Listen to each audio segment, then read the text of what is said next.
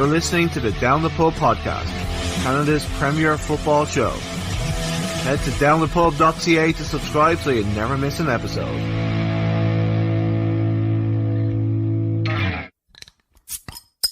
So, welcome to this episode of the Down the Pub podcast. On this episode, we're joined by Dublin's very own Niall McCabe. Welcome to the show, bud.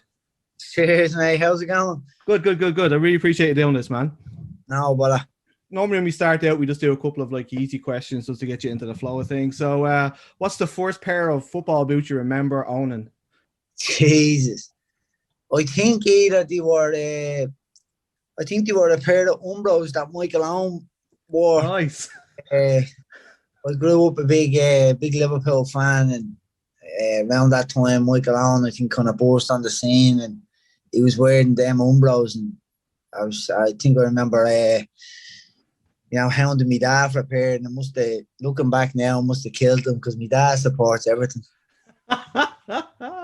Jeez, he must be loving Rafa at the going there at the moment, huh? I don't know. I really talked to him too much about it. I think he doesn't mind. He knows. I think my dad's sensible enough to know that he's a good manager, and all that people saying this and that about him. He's a man who has to earn a living at the end of the day, isn't he? Yeah, that's it exactly. I just love the fact that they put a sign up outside the house saying "We know where you live," and it was the wrong house. It's the most Liverpool thing of all time. What's your favorite cheat meal? Favorite cheat meal? Probably tacos, I'd say. It's a couple of nice taco spots around Louisville, so I like to go to them. Yeah, but if I had the choice, though, it'd be like my ma's Sunday dinner. I haven't had that in a long time, but that'd be if you could give me a cheat meal right now, it'd be my ma's Sunday dinner. But tacos, on the other hand, would be the other one. So when was the last time you were home? I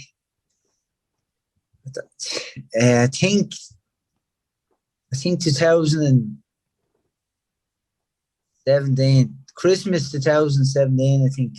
Jesus, that's a long time without a Sunday dinner, man. Jesus. My last time was 2019. So yeah, and I was supposed to go home last year, but then obviously the pandemic's fucked everything up. So yeah, me and the missus, we usually alternate Christmases and that, and then I was supposed to go home at Christmas and the pandemic hit. Well, actually, I was supposed to go home at Christmas, and then my second kid was born in December, close to Christmas, so that kind of put them plans on hold. Then obviously once I had her in December, and then the season will start in January. Pre-season start at the end of January, so it was impossible. Then I was planning, okay, I'll do it in Christmas 2020, and then that was just wrote off. Yeah, we just had twins, so my mum and my sisters are going crazy to meet them. Don't say just have twins. Two was hard. I don't know with six of us, I'm pulling my hair out with two. Oh, tell me about it. It's they're 3 weeks old, and I'm surprised that me and the wife are still together, to be honest. So, is Coco still your favorite Pixar movie? Yeah, to this day, it's love it. It's the best one, and I obviously watched them all. The little fella's 4, so he's mad into them. We've just watched that new Luca one there, and he's actually named Luca, so he was playing Ray. He couldn't get over the fact that the film was named Luca as well, so he just couldn't get over it. He was raging, but he loved it. But now Coco is still my favourite one of all time. So if you haven't seen it, check it out. What's your favourite away stadium? Favourite away stadium in USL is probably Tampa Bay, and it's not I don't think it's a particularly great stadium. It's an old baseball stadium, but just the location on the harbour, I think and the hotel they put you in is literally next door, so you don't have to get a bus to the stadium. You just walk across the street into the stadium, which is nice. So for both convenience and the little pier walk you can do in the morning before the game, I would say Tampa is probably the best, the nicest one. Nice. So just getting into things. So, can you just tell us, like, as people can hear, you've got like a way thicker accent than me. So, where in Dublin are you from? What kind of got you into football in the first place? I grew up in Ringsend until I was about 6 or 7, and then moved across the river to East Wall. Lived there another like 7 or 8 years, and then moved out to Ratout when I was like 15 or 16. And then I was in with me. My dad moved out there, so I moved out with them. I lived there for 3 years, and then came out here. But yeah, I grew up in I'd say Ringsend and East was kind of where obviously I ran the game. My brothers and all were. My brother was out playing in the flats and all, and just kicking the ball against the prammers and stuff. And that's like my earliest probably memories of football would be going down and trying to like join in. My brother was 7 years older than me, so you can imagine if my earliest memories, I don't know how old I must have been, trying to get a kick about with my brother. So like they didn't really happen, but I always scores them for the game. So I always had a football around, and that's kind of my earliest memories of growing up, and that's where I learned to love it. Love it. My sister lives in Russell Avenue in East Wall, so it's a wonderful part of the world. So so you left school and you kind of did a football course at Coláiste Íde. So what was that football course? What did it entail, and what was it like, and how did it help you like become a professional? Yeah, so I was actually working just in my uncle's factory at the time, and I had a friend who was in the course. And he had just started, so he wasn't long in it. And he was telling me about it, just like, guys enjoying it, this and that. And then towards the end, it kind of started to get real serious when they were preparing to go over to America to play a few games and that, hopefully get themselves scouted and that they can get a scholarship. So I ended up like sitting down and having a much, proper conversation about the whole thing. And I decided to throw me a name in the hat so you can get in, and luckily I did. And basically it's just train every day, playing football, kind of give you the mirror of what it's like in America in a college. And like you do your classes, then we'd have like classes in the afternoons. I think at Coláiste Íde do like trying to like build up your SAT scores and stuff. So when you do your entrance exams to get into American universities and colleges, it was kind of like that. And yeah, it was to be honest, it was one of the best years I had. I had a great laugh there, and a lot of the lads I went to school with there for that year came out to America, and I actually still talk to a lot of them, like Shane Keeley, Al McCann. They're both up in well, they were at Reading for a long time. Now they're up in New Jersey, I think, with the Northeasterners. I can't remember the full name of the team and stuff like that. But yeah, look, I've made great relationships that's lasted, 10 plus years now. So it was a great year. Loved it. Coaches Jim and Danny were great, and it was an enjoyable time playing football every day, getting the little bit of work done as well on the side, and then just end goal trying to not walking really, try and put that bit of life off for the next year or however long I can manage, So like, so that the whole purpose of the course was to get you into a school in America. I thought it was like something that was to get you onto like Bows or Rovers or something. That was all basically. It was more geared towards the college scholarship system, and then if there was lads who didn't really want that either, so it also left the door open to them to then go into school in Ireland to pursue like fitness management or one of them degrees that you can do and stuff like that. So it's kind of like a PLC course that you can do in between. So but the goal for me, after talking to my mate who the previous year done it, and then he was just left to go over to I think it was a school in Buffalo.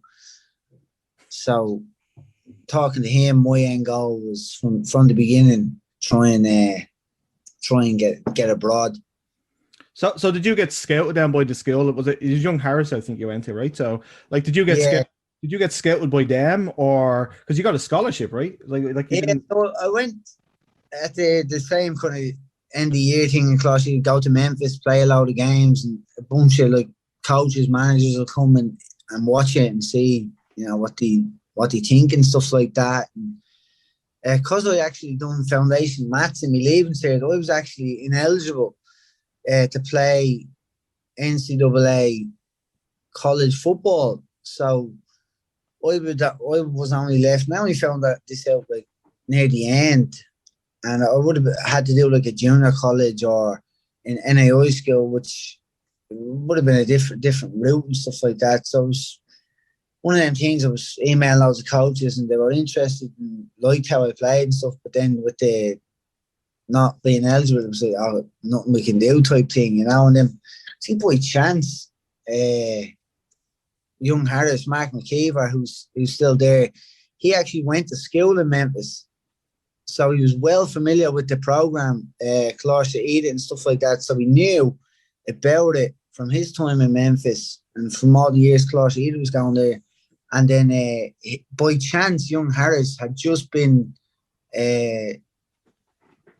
taken from junior college, and they were going to be NCAA Division 2 school on the 1st of August, like of that year, So there was that little window, I think, that I was able to like sign technically under junior college status, but then was able to play like in like an NCAA school.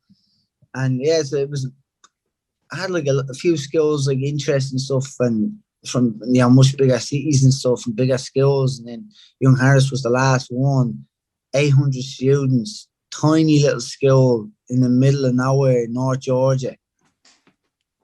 And that was it. Wow. But I've nothing really else. I'm not able to go anywhere else. So I was like, this is it. Let's do it. So that's incredible. Like that's like the luckiest thing I've ever heard, man. Like, and I think that's a lot of the stories you hear, like of any kind of professional. It's like you always need that little bit of luck along the way to kind of give you a dig out. So, like, what? Obviously, like I was talking to Aaron Malloy, who plays for Forward Madison last week, and he went to Penn State, and he was like, the facilities there were comparable to like a Premier League team. He said they were fantastic. What were in an NCAA Division 2 school? What was the facilities like there? Now they wouldn't be as good as the Penn State Division 1 schools and stuff, but the facility was still very, very, very good. The pitches we played on, the training pitch and the match pitch were immaculate. Like to this day, the match, like the game pitch we played on at Young Harris the first 2 years was probably the best pitch I've ever played on. Wow. I don't know what the groundskeepers did. They didn't They didn't study grass like Aaron's groundskeepers or nothing like that. I don't know. They just kept it. It was incredible.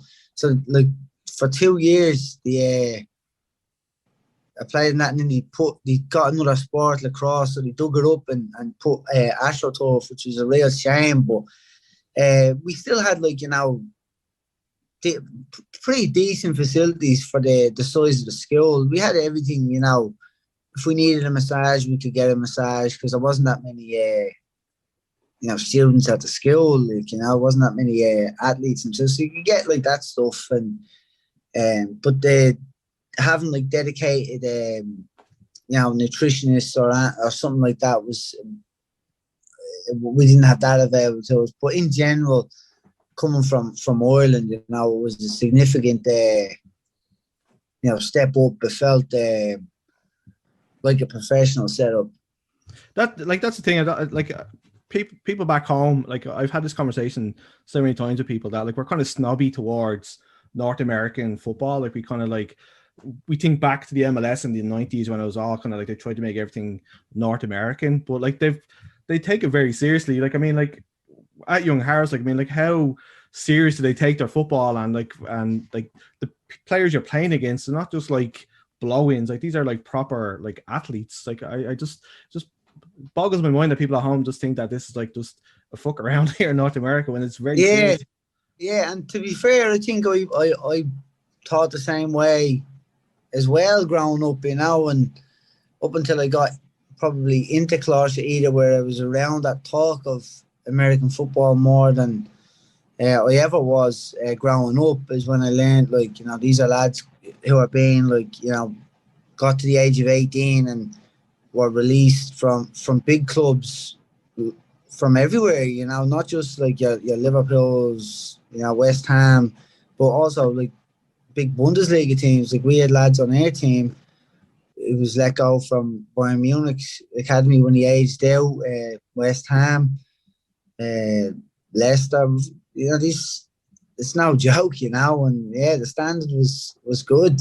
Obviously, like you want to make a career out of football and all that kind of stuff, but like at what stage, like, because you were very successful yourself personally at Young Harris, like at what stage did you realize yourself that actually I can actually make a career out of being a professional footballer and not have to fall back on my degree as such? I think when I signed the contract, probably. Like, nice. There was so much in my head, like thinking, I'm sure when you talk to Aaron, he's like, your international slots are tough to come by. You're always thinking that as well, is will someone take a gamble on the lad coming out of school from abroad rather than get somebody who maybe lives, another Irish fella, but who's played in the league for 3 or 4 years. So it doesn't. There's loads of questions going on in your head, and you just think like maybe you can get lucky. Like after school and stuff, I had trials. I went to Richmond, was asked to go there. They liked me, wanted to look at me. Went there, thought I'd done really well, and was just told not what we're looking for type thing. So it's like, there's so much gets in your head. Like, was it that they're not what I'm looking for, or was it they don't have an international spot available? They don't want to do that, blah blah blah. And then thankfully, I think when I signed with Louisville, I was thinking, okay, now your foot's in the door. You can give a good whack now. So, just with Louisville, like when you started out, like you just moved into new facilities and stuff like that. Like, but it was a day one franchise pretty much when you started. So, what was the franchise like when you started, and like compared to what it is now? Yeah, so I remember when I moved up, it was like a 6.5 hour drive up. Me and the missus made it and moved into the apartment he put us in. It was nice now. But then it was in like February. I think it was the end of January, and then moved in on like a Saturday. So I had Sunday by myself, and then Monday we were starting pre-season. Jeez. So moved in, and then on Sunday, that Sunday, it snowed all day. So we had like about 13 inches of snow. Day one pre-season. And then like James O'Connor, the manager at the time, was like we're still like gonna do something. So we came over to the apartment complex, the gym, small little gym, and just burnt us for like an hour. I was like, jeez, I'm in bits here, like day one. And I like obviously prepared myself as best I could, like, and talk. It was only later on I realised like that even like the lads who were experienced, like it was just like that. Yeah, that was not normal. So So, but the facilities themselves were, they weren't great at all, to be honest. Like they secured land from the city to make a training, like 2 training pitches, but the weather, I think by the time they got them, the weather had turned, like, so they weren't in great nick at all, so they weren't usable. So we went to like this indoor facility for about, I'd say, it was so cold as well, so the snow didn't melt. We were in this little tiny like indoor facility. It was like just what you play with your mates, 5-a-side, that's what it was. It was like indoor for like 6, I want to say like 6 weeks. It was ages. I remember just ages. And then the weather kind of cleared up. Air pitch wasn't any use because it was covered in snow, and still getting work done on it. So then we went to like this high school's pitches, but it was the Astro. So we had gone on the Astro, and then were able to use that grass pitch for a little bit. Got onto airs, I think, so long. Got onto airs like a couple of weeks before the season started, I'd say. So it was like, facilities weren't great. And then first home game, we were in it, like they renovated like this part of the baseball stadium downtown where we were out of getting changed and stuff. And that's where we do the dailies, just a renovated baseball stadium there for like a few years. And then just gradually over time, it kind of built up. Okay, the pitches got better. Just the all round professionalism just kind of gradually was getting much better. And then obviously we heard talk of this a stadium was going to be built, but you never really, like the stadium we have now. And then when they say it originally, I remember thinking back like, oh, it's going to be just like a pop-up ones, like metal, like, you know. It could be a decent, but it'll still be like a high school stadium type thing. So to see like what it is now, like I'm just blown away by it. Like, and then straight away, immediately they were like, "Okay, stadium's done. Let's get the training." And I'm like, "Jeez, like this, like not messing around here."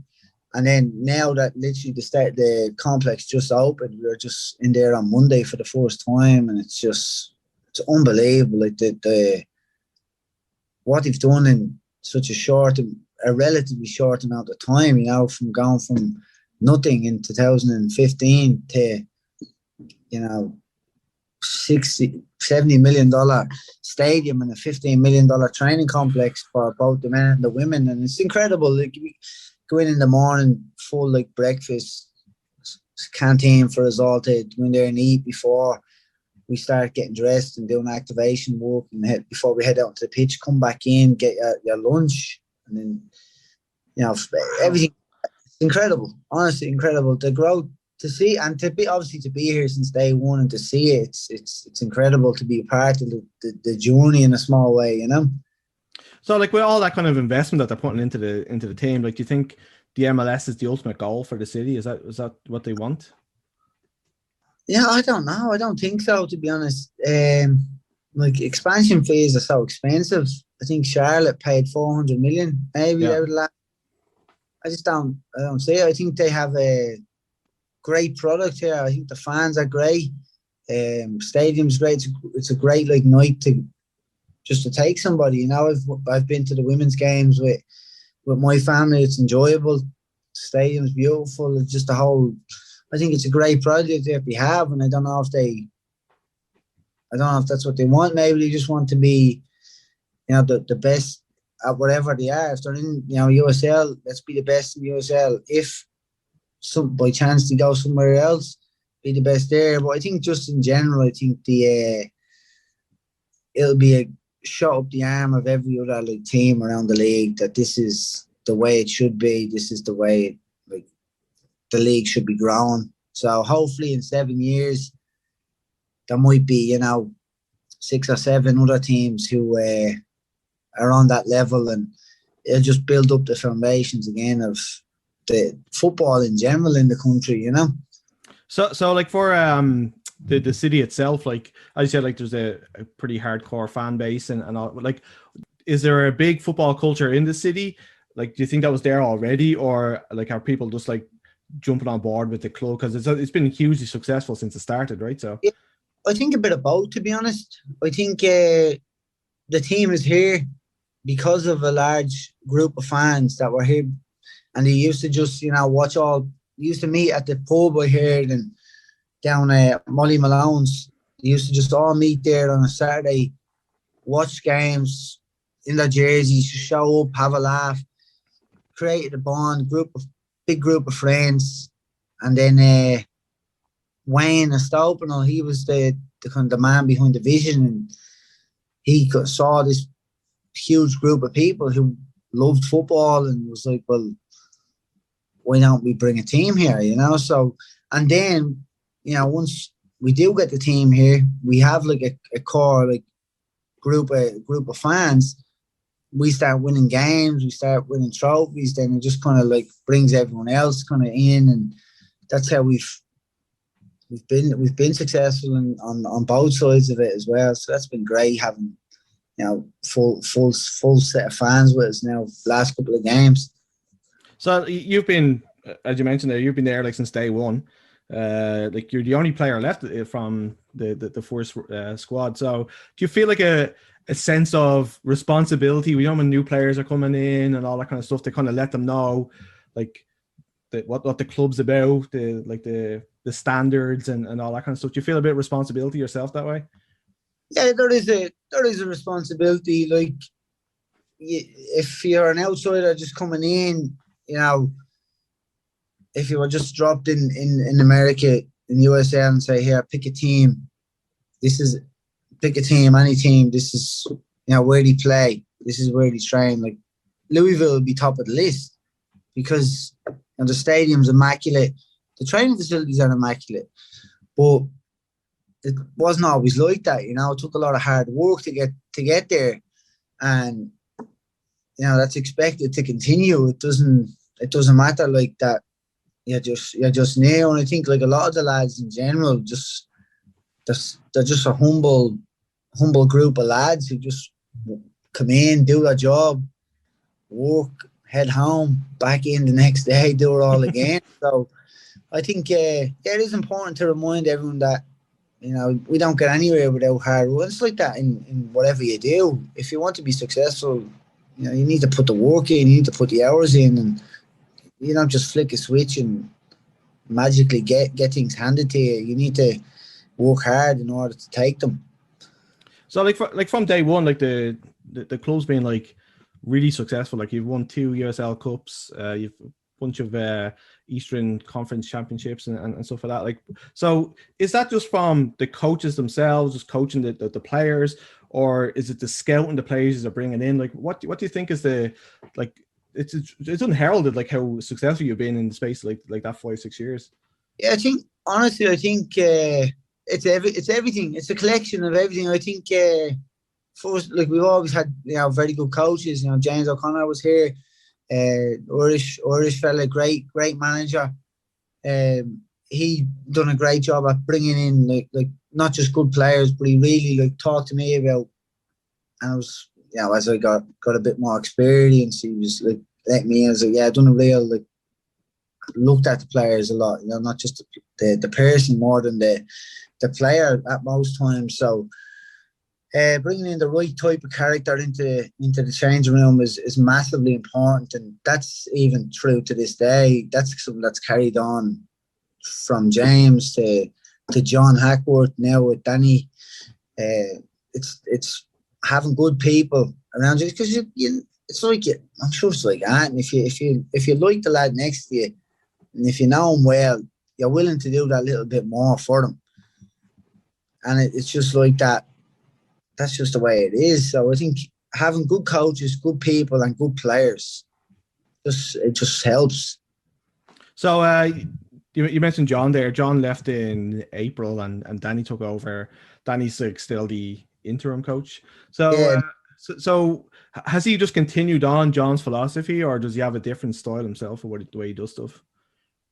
Thankfully, now we've had all the coaches from James to John now to Danny. They have their own like little different like characteristics, but the main principles haven't really changed. You know, we play football the right way. We press hard. We possess the ball. We make teams run. You know, something that we enjoy watching. If you're watching on the telly, that's how we want to try and play. It doesn't always work that way, but that's the way we try to play. High press, possession orientated, and go from there. So thankfully, we haven't like moved, you know, far off that spectrum at all. They all have the little bits in how they want like to do things, whether it's like a different press here and there, or different block the press, stuff like that. But they all have little different things, but the major philosophies are the same. And that's, as players, that's great. You know, that there's not too much change, and we still play the nice kind of style that we enjoy watching from Premier League to Euros, whatever we're watching. Did Danny ever show you the episode of the reality TV show he was on? He didn't. I heard about it though. I don't know where. I heard about it, but I didn't. I able to find the clip, but I heard about it. Oh god, there was a TV show, I don't know if you remember, it's called MTV Made. So it was like somebody who was like they try and make them appear as something they're not. So there was this geeky kid who wanted to pretend to be a football player. So Danny went in to help him and give him tips to pass off as being a football player. So if I find the clip, man, I'll definitely send it over to you. Definitely do. I'd love to bring that up. It pulled me head off, but that's fair. Oh God! So the season, just to go to this season, it's gone pretty well. You're second in the conference with a game in hand.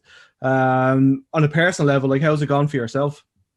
It's gone. It's gone. I think as a team, we've dominated like most games we played in. Even the two, I think the two games we lost, we dominated them games as well. So to be honest, I think this team has another couple of years to go through before you see the real, like, the best of us. So we've been playing well. Some games we've been clinical up top and then leaky at the back. Some games we've been solid at the back and not taking chances up the front. So we haven't really put full, for me, a full like 90 minutes in. I don't think we're too far off it. I just think we'll tune up a couple of things and then we'll reach them the next levels. So I think it's been good so far. The principles are there. It's just a little few ticks off our best, I'd say, but the signs are good. We're up there, and I think we have a couple of gears still to go. Personally, I'd love to chip in with a bit more goals, feel more assists, but as long as the team is winning, I don't really care. You're second on the all-time assist list, so you're not doing too bad. How easy does it make it when you're playing with somebody like Cameron Lancaster? Yeah, it makes it very easy. He's different. He's very different than anyone I played with. His movement is great, and he just hits the ball like no one I've seen. The way he hits it, it's different. I'm a Spurs fan, so like I'm a big fan of his. I saw the goal he scored there a couple of weeks ago from the corner. Like, different class, man. Like, it's all down to me. Yeah, he was shy until he got to Louisville, mate. No joke. Like, we have obviously our set plays and all drawn up during the week. So I'm obviously on a lot of set pieces, corners and stuff like that. So when we went to Tulsa, it was like a baseball pitch converted to a football pitch, and it was quite narrow. And I always go over to the corner flags anyway, just to kind of have a look. And when I walked over there, I was like, this is a bit like narrow. You can go for goal here. And I was like, well, if I can go for goal here, Cam can go for goal here. So I walked back into the changing room after the warm. I was like, talked to Danny and Cam. I was like, I think you should just go for goal here. And he was like, all right, let's try it, the first one. And like a minute into the game, we got a first corner and he just hit it. Oh man. Technique was unreal. So I love the fact that, like, he's done something really special and you're trying to take all the credit for it. Yeah, absolutely.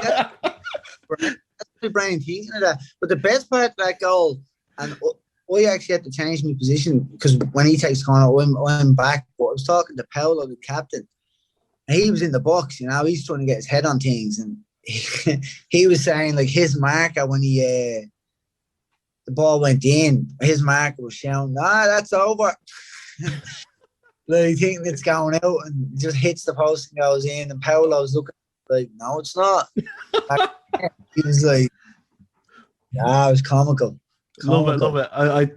I was watching the game. It's great, like, for anybody who wants to watch USL, whether it's back in Ireland or whatever, like the games are all on YouTube. It's fantastic. I can watch, like, I'm here in Canada and I can watch all the games like whenever I want to. It's fantastic. Like USL League One and all the USL championships, like just free on YouTube. So it's been kind of nice. Like I like, so for yourself, like, you know, like you just turned 30, if I'm correct. Yeah. So you're not going to be, you don't play forever, unfortunately. So do you think that you want to, like, bring the family back to Ireland, or are you settled in the States and that's where you're kind of going to make your life? Like, what do you think is? Yeah, I think I'm pretty settled here, to be honest. Like, just bought a house not so long ago as well, and just I hear too many like horror stories back home, trying to buy a house, all that sort of stuff. Lifestyle over here is great, and obviously you can't play forever, unfortunately. But there's a lot of opportunities to stay within the game, more so than back home. I think if I was coaching back home, I'd be limited to trying to get into the League of Ireland or something. I don't know how. I've never played in the League of Ireland, so I don't know the structure well. I don't know the ins and outs at all. But over here, I know that it's not just limited to. I've a bunch of experience in this league, obviously. Then there's the college system, so there's a good living to be made over here. And the standard of living is great as well. And obviously, I have two small kids, as you know, to look after. And yeah, I think, unless now you never know. I love Ireland, and it's me home. It'll always be me home, but it's just sometimes it's not possible. Sometimes it's just not feasible to go back. And as of right now, I don't think it wouldn't be a smart move for me to go back and try and buy a house or stuff like that. 2 kids can't be going to me ma's box room. Yeah, it's like we kind of left Ireland at the same time. We moved to Canada in 2010, and like obviously the economy was shit, and it was a good time to. And my wife's from here, so it was a good time to leave. And I'm in the same boat. It's like I bought a house here, and I hear the horror stories from back home, and unfortunately, like, they've just made it impossible to be able to move back home. But it's really sad. Like, and around that time, 2008, 9, 10, 11, there's so many the same stories. Like, I had a lot of friends who went, the other side, down Australia, New Zealand, some to Canada, some to America. And it's a lot of talent, a lot of smart people just leaving, taking their talent somewhere else, because the people in power have made it impossible for them to live. Yeah, it's definitely hard, and like, as you said, like, I don't think I'd want to move back to me ma's box room either, to be perfectly honest with you. So are you? Do you think you're going to do like your badges, like your? Because as you said, I mean, like, the League of Ireland is like it's definitely it seems like it's a kind of a who you know kind of thing, though. But if you're going to do your coaching badges, would you do them in the States, or would you go to your way for pro license kind of way about? Yeah, so I started doing, I completed, I think, my National C license here there just this January. I done that in the off season here. The US Soccer have like a program with the league, so they tend to offer some good places for a number of players in the MLS and USL who are looking to get in and do them. So I have my C already. So yeah, I think the natural progression, I'll just keep moving up the ladder and get into the coaching world. But as of right now, it's the game we all love, and play it as long as I can. That's the goal. Thankfully, I'm still, up there on the list of, distance covered, all that sort of stuff. So I'm still life in the old dog yet, Well, like, I mean, like, Richie Ryan's what, like 35, 36, and he's running around the desert 90 minutes. Yeah. So I think you've got a few years left, man. I'm not trying to write you off yet. Don't worry about it. I look at him since and then out to El Paso and stuff like that. So yeah, he's look at him, if he can do it, and touch wood, hopefully I can take a bit of that inspiration as well, and hopefully keep playing till I'm his age as well. Yeah, like I mean, like the great thing about the USL is that like they're not afraid to bring Irish lads over. There's quite a good few Irish lads playing stateside, and it's great to see that like the door just doesn't shut with a trial in England and like playing with Shamrock Rovers or Pats or Bows and like getting shown the door. So you know you're definitely like people at home should look at you and see what you've been able to do, like with not playing for one of those kind of bigger clubs and like using your talent to the maximum. So like you're a great success story for anybody who's back at home who's thinking about what they want to do with their life. So I really appreciate you coming on the show, man. It's been great. But before I let you go, we always do like one kind of final thing. So you're going to play in a 5-a-side tournament. From the players you've played with, who makes your team? Wow.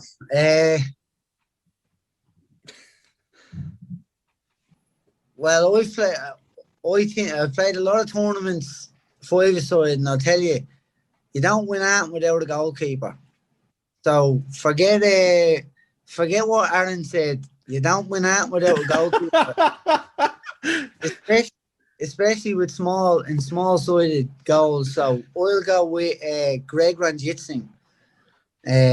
He'll be my goalkeeper. He is at Philadelphia Union now, but I played with him for 3 or 4 years at Louisville.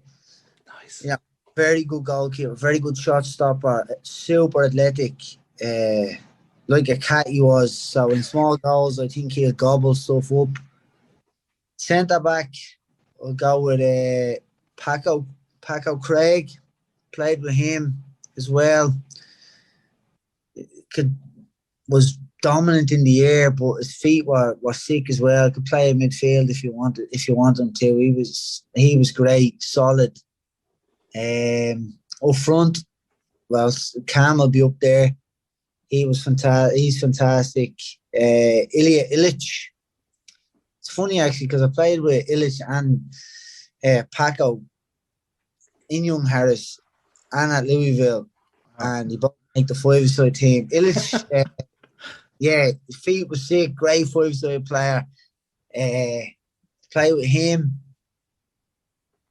I play with Magnus Rasmussen. Would be in the midfield as well.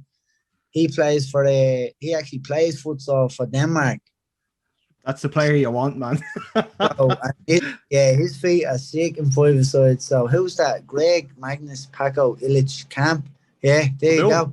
So is there any way we can try and organise in the off season your team against Aaron's team and see what happens? There is some last them all together. Yeah, I'll bring us all to Halifax and here in Canada, and you can play. So thanks a million, man, for giving me so much time. I know you're getting ready for a game tomorrow. It's been great talking to you, and it's great hearing from people back home doing well. And yeah, well, I'm able to cure the boredom in the hotel. It's great chatting with you. And so take care, Mr. Louisville. Mr. Louisville. Cheers, buddy. Appreciate it. Take care, man. You've been listening to the Down the Pub podcast, recorded in Halifax, Nova Scotia. Head to downthepub.ca to subscribe so you never miss an episode. Until next time, cheers.